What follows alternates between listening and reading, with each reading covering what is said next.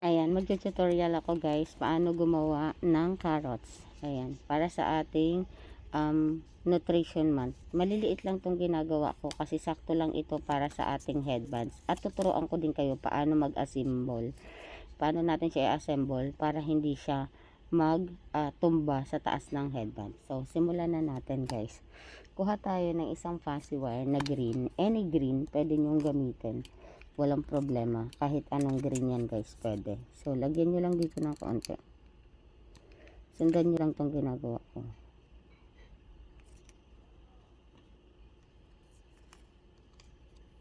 Isang fussy wire lang dito guys na green ang gagamitin natin para sa pangtaas sakto na ito.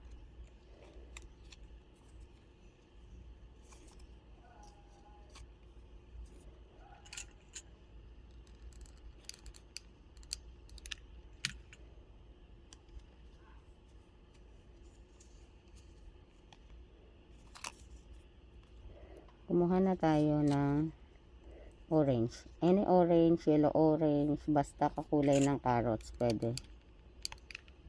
Connect na natin siya.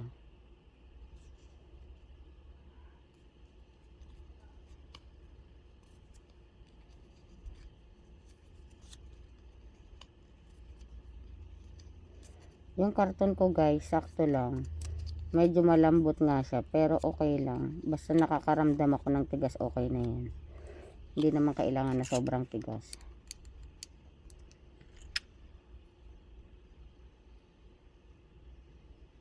Basta may guide lang. Kasi pag nalagyan nyo na to lahat guys ng fuzzy wire, titigas din siya. Kasi nga yung fuzzy wire is may mga wire. May bakal sa loob, may metal na maliliit, diba? Kaya mas tumitigas siya.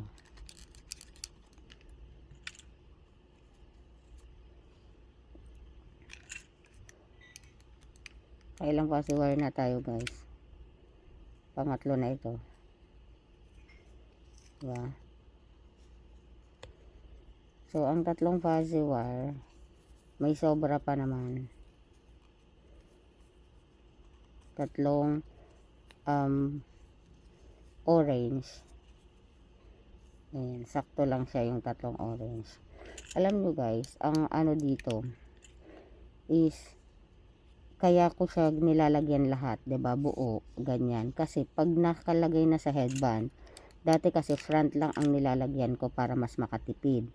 Kaya lang pag nakalagay na sa headband, pangit pala pag yung likod walang lagay. Pag yung likod walang lagay, ang pangit niya pala. So, ito ang gagamitin kong pang dahon. Napakasimple lang ng paggawa ko guys ng dahon. Twist lang.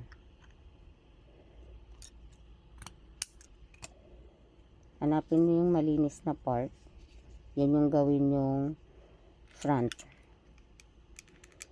Siyempre, yung may mga pinagdugtungan, doon kayo maglalagay ng dahon.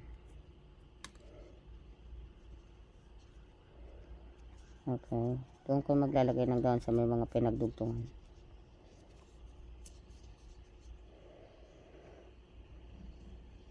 Ayan. Meron na tayong carrots. Sana makatulong ito sa inyo guys. Mamaya mag-assemble tayo.